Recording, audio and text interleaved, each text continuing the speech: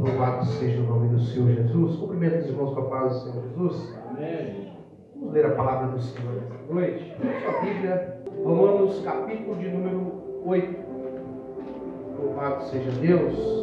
Aleluia. Diz-nos assim a palavra do Senhor. Portanto, agora nenhuma condenação há para os que estão em Cristo Jesus, que não andam segundo a carne, mas segundo o Espírito. Amém? Vamos pode sentar em nome do Senhor Jesus. Hoje nós vamos falar a respeito das obras da carne e também como descobrir, como que nós sabemos com que ou contra o que nós estamos lutando. Se nós perguntássemos hoje qual é o nosso maior inimigo, alguns diriam que o nosso maior inimigo se chama Satanás. Outros diriam que o certo é sua própria natureza, sua carne. E de fato são dois inimigos que precisamos, enquanto vivermos aqui na terra, precisamos lutar contra eles. Nossa carne e também contra o diabo, ou contra as potestades e principados que habitam nos lugares celestiais. Mas como que nós conseguimos discernir quando é a natureza carnal e quando é uma ação maligna? Porque tem tudo a ver. Muitas pessoas não vencem na sua vida porque às vezes é uma obra, um fruto da carne se manifestando, e aí muitas das vezes nós oramos e tentamos vencer aquele fruto da carne com oração. E aí você vê que pessoas fazem campanhas de oração, mas logo ali na porta já perdem a sua bênção. Às vezes fez 7, 21 dias, 30 dias de oração, e por 1 minuto ele perde a bênção ali na porta da igreja. Porque ele está tentando lutar contra um fruto da carne, usando as ferramentas espirituais. E vice-versa. Muitas pessoas também não conseguem entender quando é uma ação maligna operando contra a vida dele e a vida dela, e tenta resolver na carne. Não dá certo. Não tem êxito. Porque às vezes nós gastamos energia no lugar errado. E é isso que a gente precisa entender, conseguir discernir quando nós estamos diante de uma obra da carne ou de uma ação maligna, porque faz toda a diferença. E é isso que Deus quer nos ensinar, porque quando nós começamos a amadurecer, crescer, aprender, a gente já não cai nos mesmos erros, nas mesmas falhas. E parece que volta e meia o diabo ri da gente por nós estarmos perdendo muitas batalhas que já deveríamos ter vencido. E o capítulo 8 da carta aos Romanos, a gente vai aprender muito com essa carta. Olha o que Paulo está dizendo: nenhuma condenação há para os que estão em Cristo, para aqueles que não andam segundo a carne, mas andam segundo o Espírito. Quando Adão pecou no jardim do Éden, por causa do pecado dele, a raça humana se tornou uma raça corrompida pelo pecado. O pecado agora começou a se espalhar cada vez mais. Então todos os homens, e o próprio Davi vai dizer que todos aqueles que nasceram debaixo do pecado. É por isso que Jesus veio, morreu na cruz, para nos libertar da força do pecado. É por isso que toda criança, todo adolescente precisa tomar uma decisão de aceitar a Jesus como Senhor. Filho de crente não é crente. Se ele não aceitar Jesus, o nome dele não vai estar no livro da vida.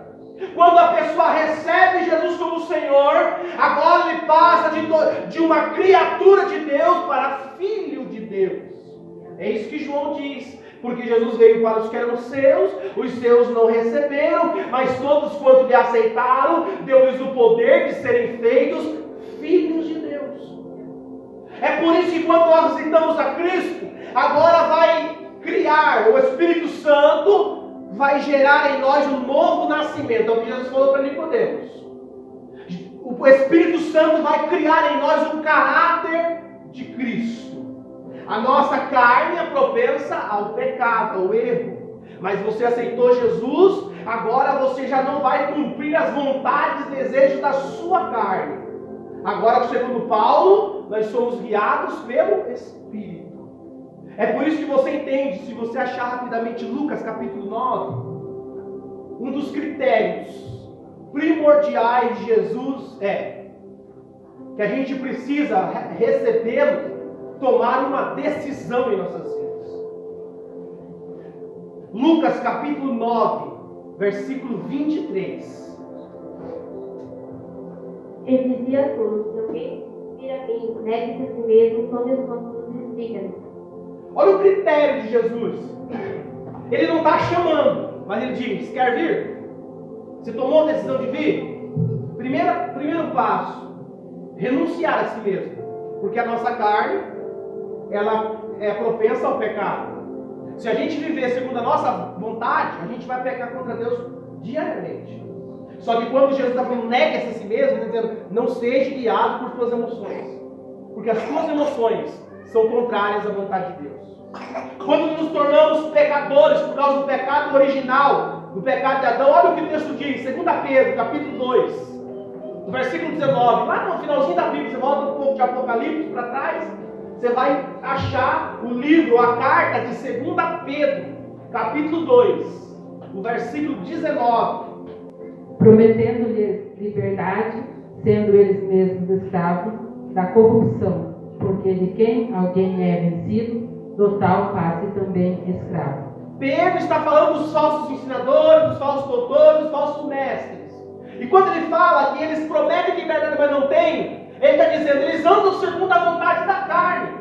Eles são guiados segundo os seus desejos. Eles falam em liberdade, mas eles não podem libertar. Porque o próprio Jesus disse, conhecereis a verdade, e a verdade vos libertará. Ele está dizendo só há uma verdade, que é Cristo Jesus. Todo aquele que está firmado sobre Cristo, ele anda na verdade. É por isso que Pedro está dizendo que é por qual nós nos tornamos vencidos, nós se tornamos escravos. O homem foi vencido pelo pecado no jardim do Éden. Se tornou escravo do pecado.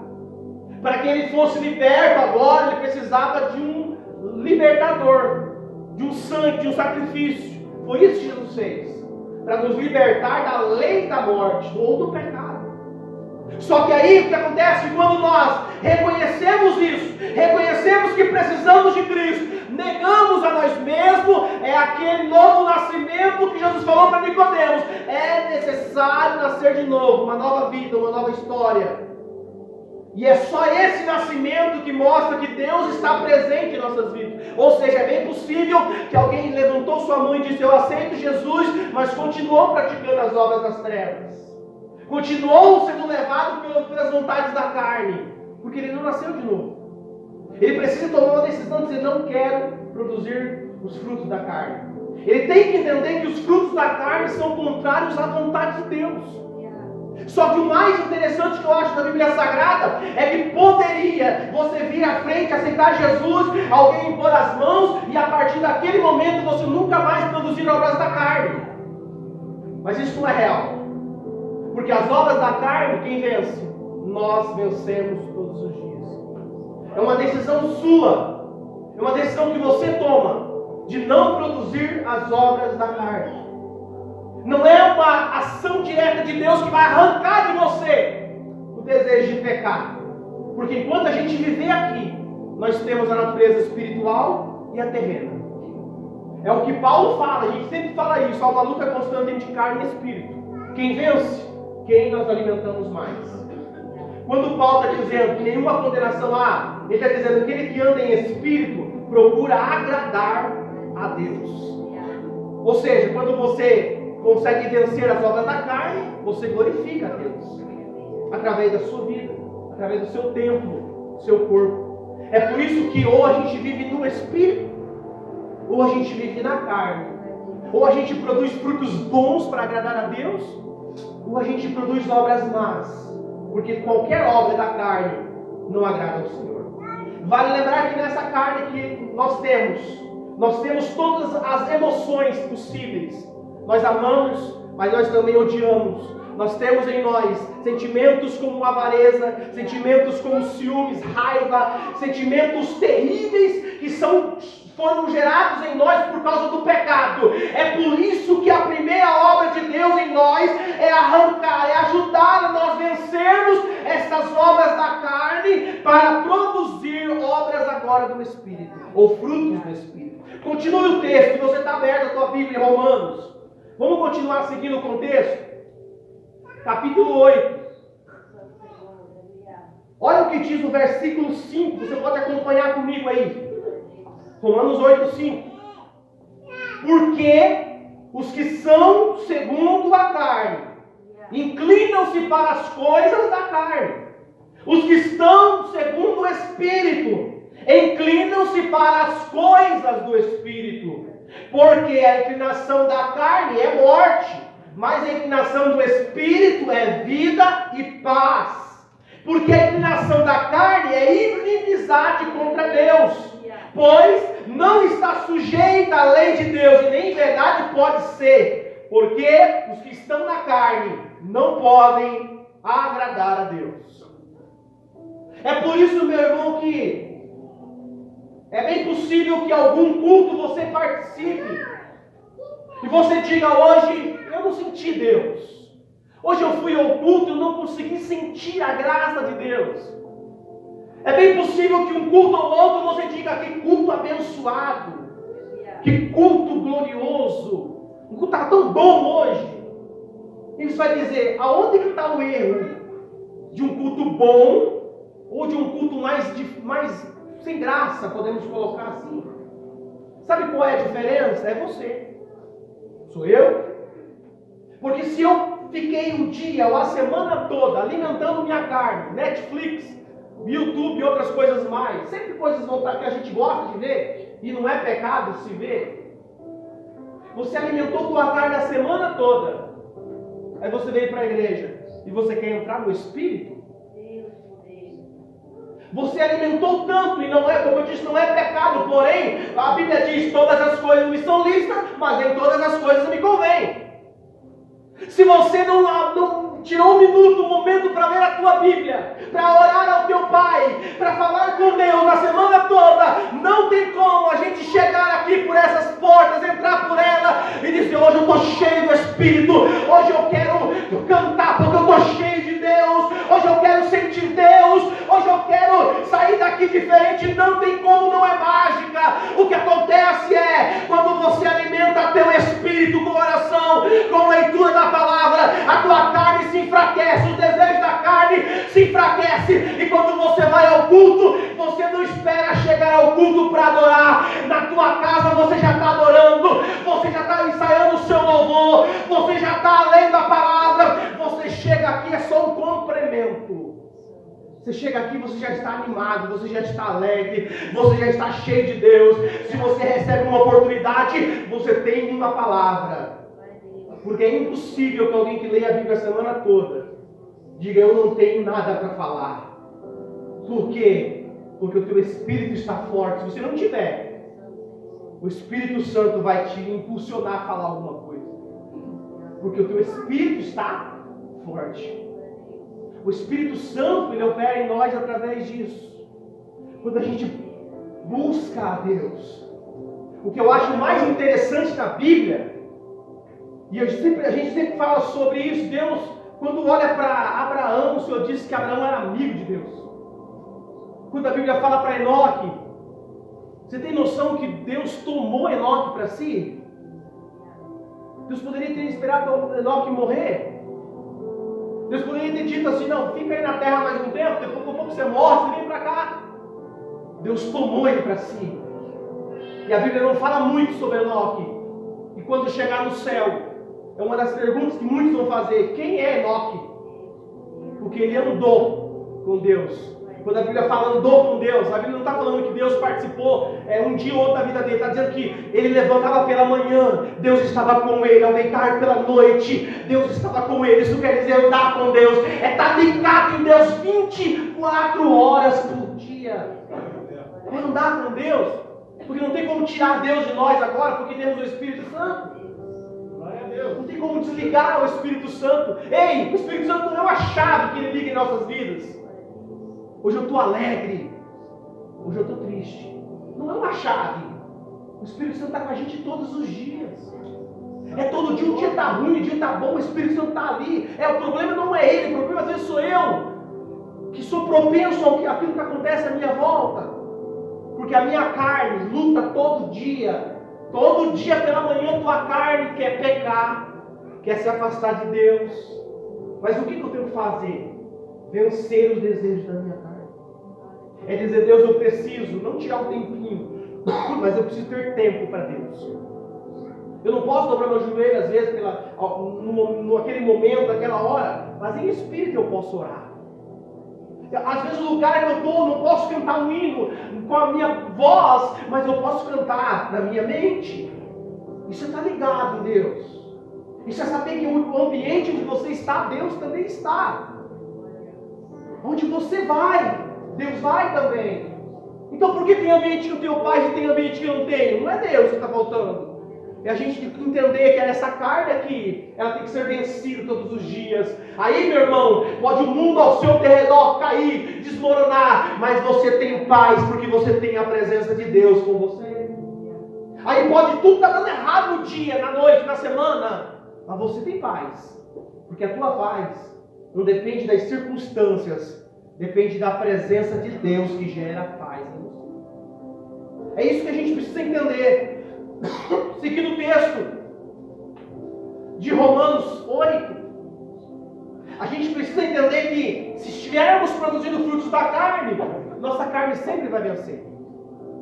Se a gente estiver ligado em Deus, buscando a Deus, nosso espírito vai vencer.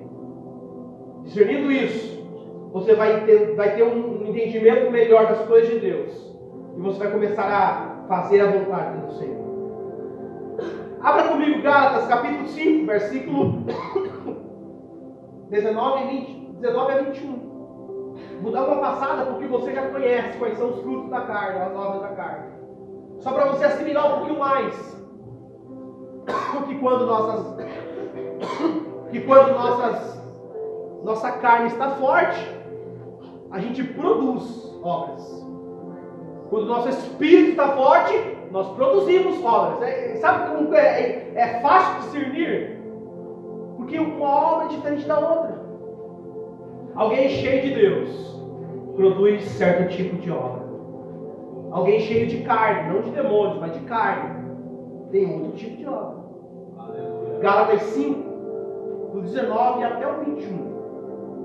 Porque as obras da carne são conhecidas, as quais são adultério, prostituição, impureza, lascívia, idolatria, feitiçaria, inimizades, porfírias, emulações, iras, pelejas, dissensões, heresias, invejas, homicídios, bebedices, glutonaria e coisas semelhantes a estas, acerca das quais vos declaro, como já antes vos disse, que os que cometem tais coisas não herdarão o reino de Deus. Quando Paulo fala sobre essas obras da carne, ele não está trazendo como um todo, que as obras da carne são só isso. Ele está pincelando, porque na carta de 1 Coríntios e Gálatas e Efésios, ele vai falar um pouquinho mais de outros pecados que são gerados pela carne. Só que aqui ele dá um parecer mais amplo, né? E ele está dizendo que os frutos da carne são isso. Ele não está dizendo que alguém possesso por demônios produz isso aqui. Ele está dizendo que isso aqui é fruto da nossa carne. Então, se é fruto da minha carne, da tua carne, eu tenho que lutar contra isso todos os dias. Eu tenho que entender que se eu não me aproximar de Deus, esses frutos aqui serão produzidos em mim. Alguém que não está muito perto de Deus vai cometer uma hora ou outra esses frutos aqui. Não é porque o diabo tem poder, não. É porque nós somos carne. Meu irmão, a gente vê muita gente caindo, muita gente desviando, desistindo da caminhada, indo para o mundo. Sabe por quê? Porque ignoram que a sua carne é propensa ao pecado. Ei, todos os dias entenda isso. Você é carne. Ah, mas eu prego, mas você é carne. Ah, mas Deus me usa em dons de profecia. Eu canto, mas você é carne. Tem um monte de gente caindo no pecado porque está achando que é super-herói. E aí as pessoas desistem, desanimam e vão para o mundo. Vão dizer, o diabo. Não, é porque a gente não entende que nós somos carne. E se a gente alimentar nossa carne, não tem como agradar a Deus.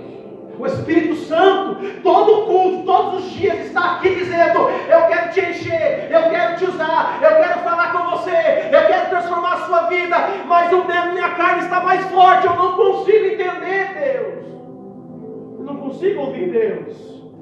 E por isso que depende da gente entrar por essas portas e dizer: Senhor, é interessante quando a gente lê Samuel, fala, Senhor, que teu servo ouve. Mas é preciso estar pronto para ouvir. Dizer: Deus, eu tenho que mudar isso, me ajuda então. A gente entender que a gente é cheio de falhas. Se eu fosse Deus, não me escolheria, porque a gente é pecador. Só que por que Deus nos escolheu? Porque Deus depositou em nós, derramou sobre nós uma graça abundante para dizer: você sozinho não consegue, mas se você quiser, eu te ajudo. Só que eu tenho que dizer: eu quero, Senhor. Eu quero produzir. Por isso que o Senhor está dizendo: quer vir após mim, nega a si mesmo. Coloque o máximo nas tuas obras da carne. Comece a lutar contra isso. Comece a fazer a vontade de Deus. Colossenses. Abra sua Bíblia em Colossenses. Paulo vai falar um pouquinho mais um pouco de frutos da carne. Só que aqui ele vai dar um ensino muito abrangente. E eu quero que você me ajude. Eu quero que você abra sua Bíblia para me ajudar. Eu sei que a palavra às vezes não é segundo o que a gente quer, mas é esta palavra, a palavra de Deus, que vai nos alimentar, para a gente poder sair daqui com outra visão e dizer: Senhor, a partir de agora eu quero viver segundo o Espírito, porque a gente vê vários textos que diz que a gente não tem que andar segundo as obras da carne, mas segundo a lei do Espírito, e a gente não entende o que é isso às vezes. Colossenses, nós vamos ler o capítulo 3, o versículo 1, o versículo 5 e o versículo 6. Colossenses 3, versículo 5, versículo 6. Mortificai, pois, os vossos membros que estão sobre a terra. A fornicação... Olha só, olha o que Paulo fala: mortificai. Ele está dizendo: você tem que fazer. Você tem que mortificar esses membros. Você tem que tomar atitude. Você tem que dizer: eu não quero produzir isso. Continua. A fornicação, a impureza, a afeição desordenada, a vil concupiscência e a avareza, que é a idolatria, pelas quais coisas vem a ira de Deus sobre os filhos da desobediência. Quando Paulo faz esta lista, ele está dizendo que tudo isso aqui são obras da carne, e os quais desobedecem a Deus, produzindo isto, a ira de Deus vai chegar para eles. Então, alguém que está produzindo obras da carne, mais obras da carne, corre um risco de Deus não falar mais. Repare que a gente peca uma vez sobre alguma coisa, a gente sente temor, a gente fica preocupado, a gente pede perdão, a gente chora. Mas se você vier a praticar o mesmo ato 2 vezes, você já não tem de tanta culpa. Daqui a pouco você peca de novo na mesma atitude. Daqui a pouco você fala: eu acho que nem é pecado isso aí. Sabe o que é isso? A gente vai pecando, e a gente entristece o Espírito Santo, porque o Espírito Santo não é babá. Ele está ali para nos dar direcionamento. Você pecou, se arrependeu, Deus te perdoa, mas não faça mais. Isto é ser guiado pelo Espírito. Agora, quando a gente continua no mesmo erro, na mesma prática, corre o risco de nem ouvir mais Deus. É por isso que Paulo fala: mortifique esses membros, vença eles, determine hoje, saia daqui hoje dizendo: Senhor, eu não quero mais agir assim, porque isso não agrada ao Senhor. Porque a gente falou em Romanos 8, a inclinação para a carne é morte, mas a inclinação para o Espírito é vida e paz. É produzir frutos do Espírito que serão gerados em nós. Vamos destacar alguns pontos aqui no versículo 5. Impuro. Quando a gente fala em impureza, a gente tem que voltar para os critérios para entrar na presença de Deus. Quais são? Ter as mãos limpas e o coração puro. Repete comigo: para eu entrar.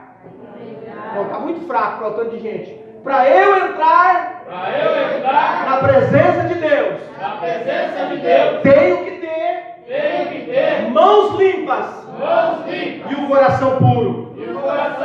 Mãos limpas e o coração puro. É isso que Deus quer de nós. Deus não quer o nosso dinheiro. Deus não quer o que você tem, porque o que você tem foi Ele que deu. Aleluia. Agora o que Deus fala é só isso, meu irmão. Mãos limpas, coração puro, você consegue entrar. Agora, quando nós não temos isso, não conseguimos, ou deixamos por alguma coisa ou outra de produzir frutos do Espírito, nosso coração, as crianças cantavam esse coelho dizendo: meu coração é uma casinha, e de fato ela é uma casinha, onde o Espírito Santo tem que morar. O Espírito Santo não pode nos visitar domingo à noite, ele tem que morar em nossos corações. Só que para ele morar aqui, eu não posso dividir isso aqui com o mundo. Eu não posso ser cheio de Deus e cheio de mundo. Não é uma chave que a gente vira. A gente tem que viver na plenitude do Espírito. Glória a Deus. Isso é o que é ter paz, mesmo em meio às tribulações da vida. Se vocês entendessem o que Deus quer fazer na sua vida e Ele não tem feito, não é porque Ele não tem poder, é porque Ele precisa que o meu coração se abra para a sua palavra. Ele precisa que as minhas mãos sejam limpas para dizer: não há nele impureza, não há nele pecado. E pecado aqui não é que nós não pecamos, mas não há nada que conduza a Ele um pecado contínuo que leve Ele à morte espiritual. Ser impuro, quando a Bíblia fala, a Bíblia está dizendo que o impuro é aquilo que, impureza é aquilo que pensamos, é aquilo que está dentro de nós. E quando a gente fala, o veneno das nossas palavras, ela se espalha na vida das pessoas. Isso quer dizer pessoas que guardam. E quando vai falar com alguém, machuca as pessoas, ofende as pessoas. Isso é impureza. Porque todo dia a gente tem que orar: Deus, limpa o meu coração. Porque vai surgir situações da sua vida, no decorrer dela, que vai tentar tirar a sua paz, que vai tentar tirar a tua alegria, para você chegar aqui na igreja e dizer: hoje eu não senti Deus. Hoje eu cantei, mas parece que... E para Deus, esse culto que a gente oferece para Ele, que não tem graça, Ele não recebe. Porque Ele quer, como a gente falou, mãos limpas, coração puro. É como se o seu coração fosse um lote baldio. E a gente, infelizmente, vive num país onde a consciência de muita gente é errada. O cara compra um sofá novo. O que faz com o sofá velho? Primeiro lote baldio que ele achar, ele vai jogar. O cara compra uma cômoda, qualquer coisa, coloca novo. Se ele achar um lote baldio, ele vai pegar o velho e jogar lá. Nosso coração é como isso. A gente não pode deixar jogar sujeira nele. Glória a Deus. A gente não pode nutrir isso. E como que eu faço então? Cerque teu coração. De todas as coisas que você tem que guardar, guarda o seu coração. Quer guardar o coração? Está na palavra. Se prepare, porque vão te ofender no decorrer da caminhada. Vão chegar alguns incircuncisos e vão te ferir, vão falar mal de você, vão mentir sobre você, vão te querer, te caluniar, te envergonhar. O que você faz? Não é o que os outros fazem, porque vão fazer. Se você é crente, se prepara. O que está em jogo aqui é o que você faz, porque mostra quem você é. Aleluia. Porque o que fazem com você é problema de cada um. Se alguém falou mal, se alguém te ofendeu, se alguém mentiu, meu irmão, nós não somos juízes. Mas a Bíblia diz que nós temos um Senhor.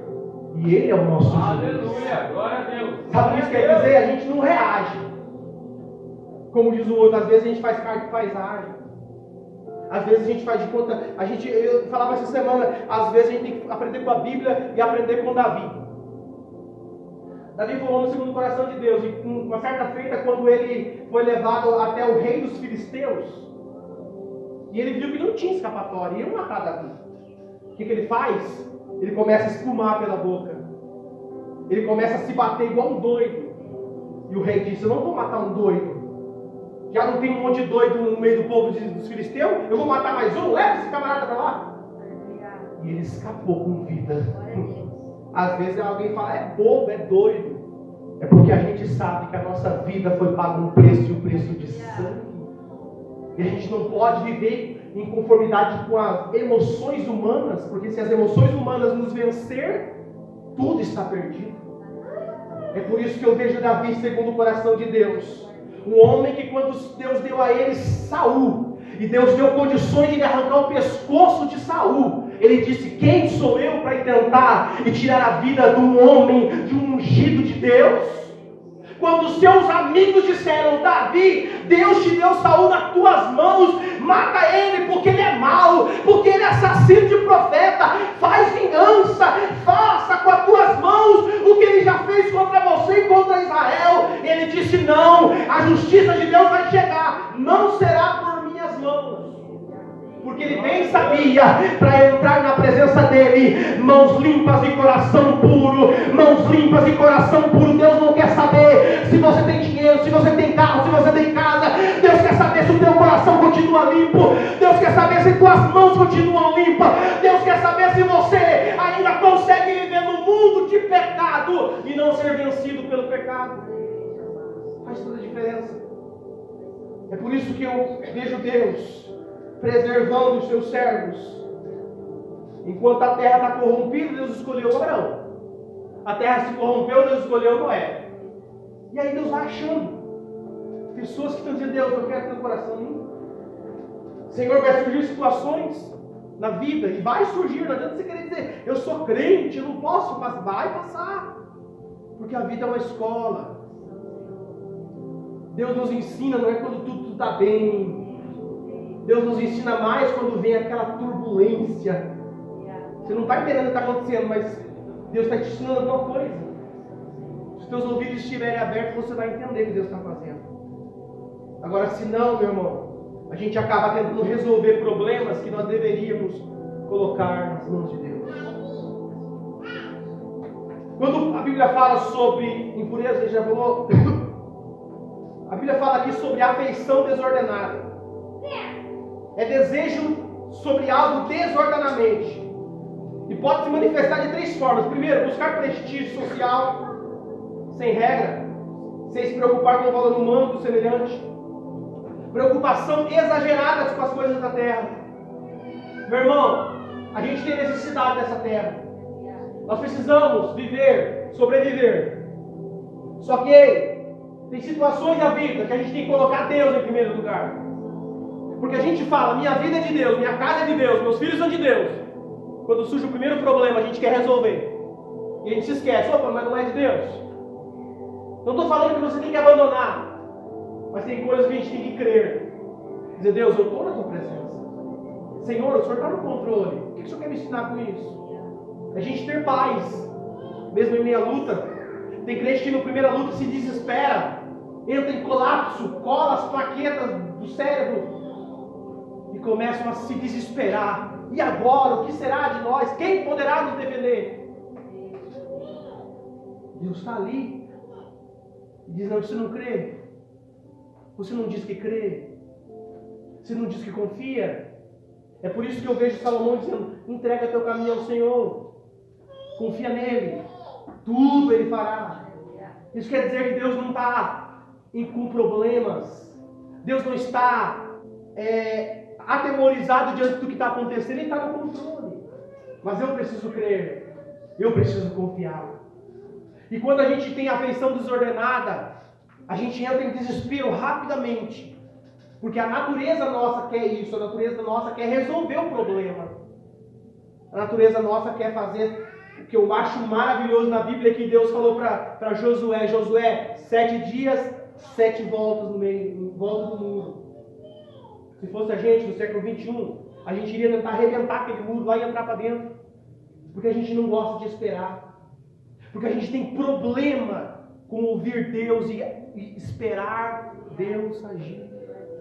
E isso muitas das vezes se torna um empecilho para Deus agir. É como se Deus dissesse: quer resolver? Resolve então. Ah, mas eu estou vivendo numa situação assim, e Deus permite, e tem hora que a gente está tão desesperado que parece que eu vejo Deus dizendo, você quer fazer do teu jeito, então faz. Só que a consequência não será a mesma de você deixar Deus fazer por você. Porque quando a gente espera em Deus, a Bíblia diz que aqueles que esperam no Senhor são como os montes de Sião. Aleluia. Não se abalam, mas permanecem para sempre. Glória a Deus. Isso quer dizer que a esperança nossa está em Cristo. Não quer dizer que não vai ter problema, vai.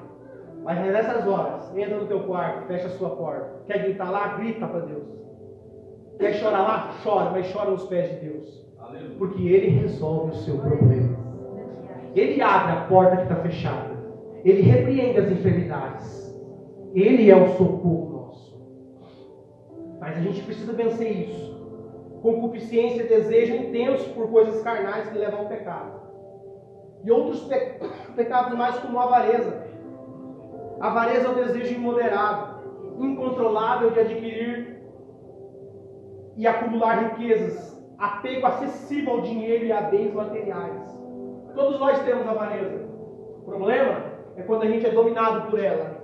E por isso Deus, através da palavra dele, nos ensina, e para nós vencermos a avareza, é nós sermos fiéis a Deus em tudo aquilo que Ele tem nos dado.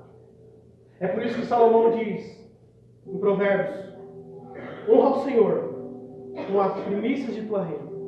É uma forma de você tirar de você o mamon, que muitas das vezes quer imperar. Porque às vezes nós queremos alcançar algo e a gente acaba quebrando princípios e não avançando. O texto também diz, vamos seguir o texto? Colossenses capítulo 3, vamos ler o 8? Você que está com a tua Bíblia aberta em Colossenses 3, vamos ler o versículo 8, agora, do versículo 8 até o versículo 10. Amém. Mas agora, despojai-vos também de tudo, da ira, da cólera, da malícia, da maledicências, das palavras torpes da vossa boca. Não mintais uns aos outros, pois que já vós despiste do velho homem com os seus feitos, e vos vestiste de novo, que se renova para o conhecimento, segundo a imagem daquele que o criou. Olha aqui, quando Paulo fala no versículo 5, mortificar. No versículo 8, ele diz que a gente precisa despir-se. E daí ele vai falar, a gente tem que despir-se disto para se vestir disso outro. A gente precisa tirar para depois a gente ter. Então, quando Paulo fala se despir, olha o termo que ele usa. Despojai-vos também de tudo, da ira. A ira é um dos pecados que levam o homem a cometer coisas, atrocidades terríveis. Paulo mesmo diz, nós não devemos ser dominados pela ira. Não se esconde a sua ira debaixo do sol. Ou seja, a gente não pode ser dominado pela ira. A gente vê vários exemplos disso na Bíblia Sagrada. Então nós precisamos despojar, tirar de nós a ira. Tirar de nós a cólera. Alguém sabe o que é cólera? Cólera é um impulso violento. Cólera é uma irritação forte, uma fúria, um furor. Porque a gente tem tendências a reagir. Isso se chama cólera. É aquela pessoa impulsiva que não consegue pensar. E no momento de ira, como Caim mata o irmão. No momento de ira, acaba fazendo coisas que depois ele vai dizer: por que eu fiz isso? Porque ele é dominado pela ira. É por isso que o texto vai continuar dizendo: despir-se da cólera, da ira, da malícia, da maledicência. O que é maledicência? Maledicência é o aptidão de falar mal dos outros, cuja intenção é denegrir ou difamar. Ah, mas eu não tenho esse pecado, eu não cometo. Quantas vezes a gente vai ao culto e a gente começa depois do culto? Meu Deus, você viu como o irmão fez a primeira parte hoje? Ah, o irmão errou naquele hino. Você viu que o outro, daí já chega mais alguém e diz: pois é, Você viu? Não, você não viu nada. Você viu o que aconteceu lá? A gente nem acabou o culto ainda. Nossa, mas aquela irmã desafinou. Ah, mas aquilo. Isso é maledicência. E a gente vai achando isso normal. Porque a gente diz assim, não, eu não estou falando mal. Deus. Só que a gente se esquece que este lugar é um lugar onde Deus preparou para nos abençoar. Aleluia. Se alguém vem aqui, eu vou a letra, meu irmão, se ele está vindo com o Espírito, com o desejo do coração dele, eu tenho certeza que Deus recebeu o que ele fez. Glória. A gente erra, a gente falha, a gente troca nome, a gente cita às vezes algo aqui errado, mas não é porque a gente quer, mas muitas das vezes porque erramos, porque somos seres humanos. Aleluia. Só que a gente vê o culto para adorar o nome do Senhor Jesus. É por isso que a igreja é cheia de Deus. Ninguém vem à igreja para reparar o erro. E a gente tem que diferenciar o que é discernimento de espírito ou discernimento espiritual de nós sermos críticos. Todos nós somos críticos. Mas a partir do momento que eu tenho discernimento espiritual, eu entendo. E a minha luta é contra, muitas das vezes, heresias, contra a palavra que não tem, que a Bíblia não ensina, ensinamentos antibíblicos. Agora, quando eu sou crítico, eu pego toda a mensagem, eu pego todo o louvor, tudo aquilo que alguém veio trazer a Deus, e eu só olho os pontos errados que o irmão trouxe. E a gente acaba sendo críticos demais. Aleluia. E espirituais de menos. Alguém cheio de Deus, meu irmão, é uma pessoa que ela tem cada dia mais a presença do Espírito Santo e ele consegue ver Deus nas mínimas coisas. Alguém veio aqui gaguejou no louvor, alguém veio aqui gaguejou até na palavra, leu errado, pulou uma vírgula. A gente veio aqui não para julgá-lo, a gente veio aqui para adorar juntamente com ele, juntamente com ela. Porque às vezes alguém está começando e a gente não entende isso. Às vezes alguém está iniciando e a gente critica, às vezes a gente... Entendeu? Aleluia. É isso, o culto foi uma bênção. Repare que dificilmente a gente sai do culto e o nosso culto foi uma bênção. A palavra de Deus falou comigo. Eu fui alimentado pela palavra. Eu fui renovado pela palavra. Mas às vezes a gente diz assim, aquela palavra foi para aquele irmão. Ou meu irmão, o culto foi abençoado. Mas aquela irmã que faltou era para ela a mensagem. Como se Deus enviasse recado. Se a gente está aqui, é para a gente aprender mais de Deus. Se a palavra pegar em mim, dá a glória a Deus. Porque Deus está nos corrigindo para nós sermos melhores. É isso que a gente precisa fazer. Criar em nós, ou deixar que o Espírito Santo gere em nós o caráter de Cristo. Nós precisamos ser edificados por Deus. E quando Paulo faz um contraste em Gálatas 5:22 e em Colossenses 3:5, ele não está falando que só isso aqui é os pecados. Porque existem pecados de estimação que nós animamos, que nós cuidamos deles. E eu quero entrar só um aqui para nós já encerrar. Pecados como a gente fala, olha só, o irmão fulano cometeu adultério. Meu Deus, tem que ser disciplinado, excluído. Ou o irmão lá se relacionou com alguém fora do casamento, ou outros pecados, como roubo, como desvio de dinheiro. A gente fala que esses pecados são terríveis. Mas e o pecado da mentira? Também não é pecado? O pecado da mentira é um dos pecados que abre uma porta para os outros pecados. E não existe mentira pequena e mentira grande. Não existe alguém que mente, essa mentirinha aqui é uma mentira boa, não existe mentira boa. João capítulo 8, eu quero que você abra comigo. Só para a gente entender que a mentira, ela tem um pai, e não é Deus.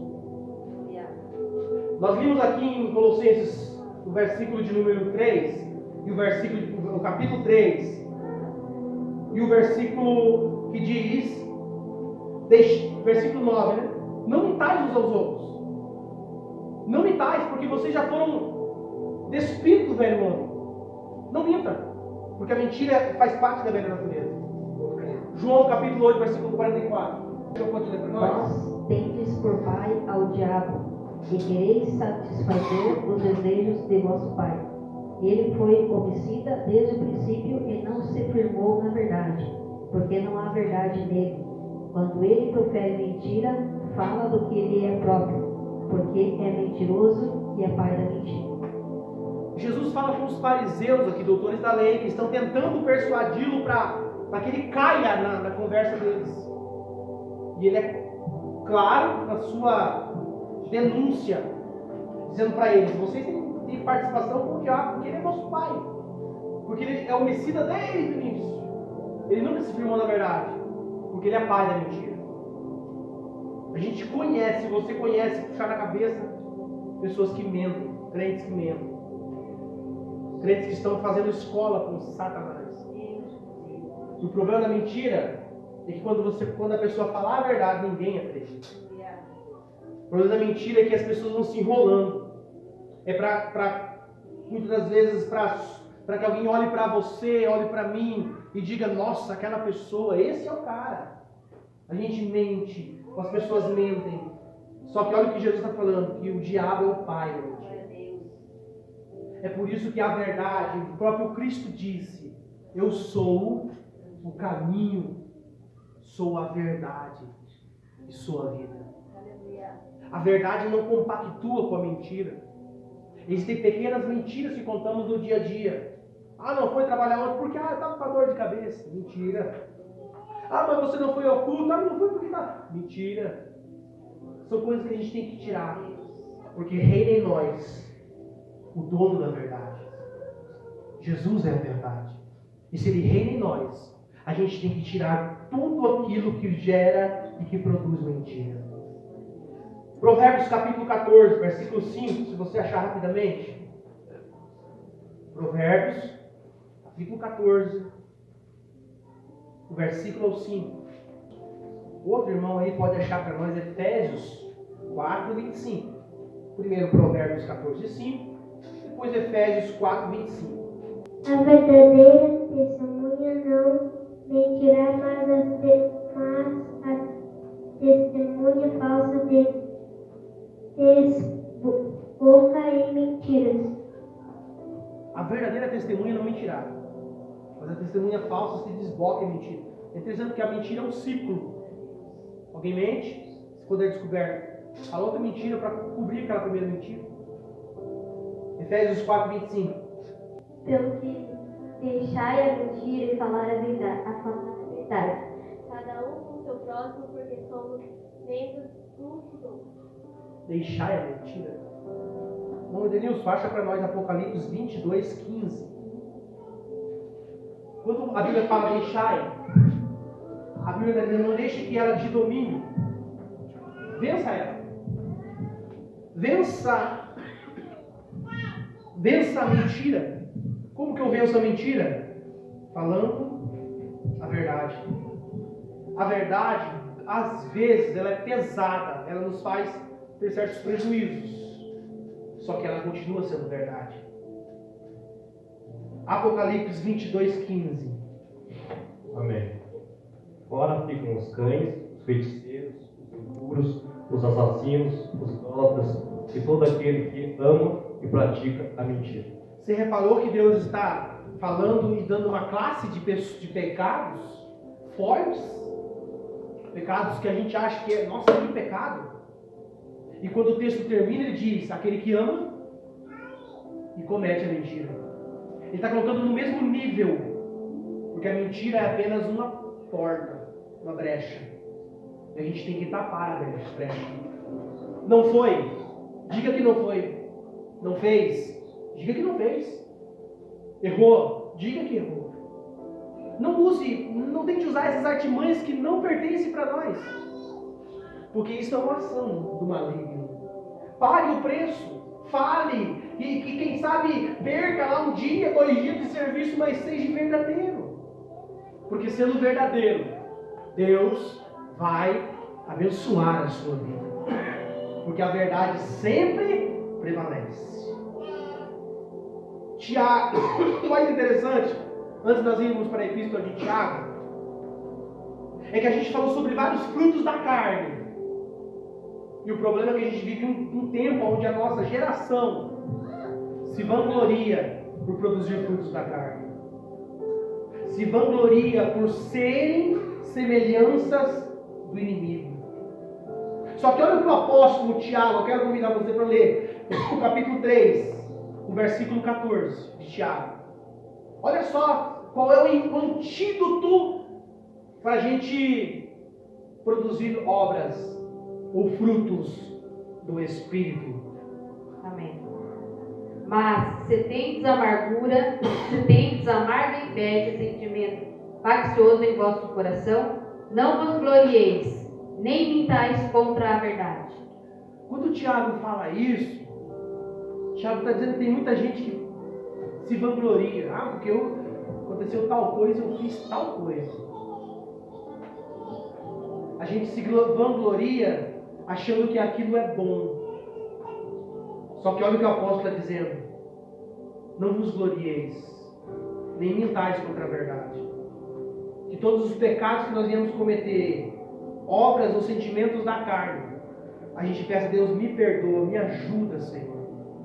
Quando Paulo fala isso, e Paulo é um dos maiores apóstolos, ele vai dizer que ele não é digno de ser apóstolo, porque ele está dizendo, ele perseguiu o povo de Deus.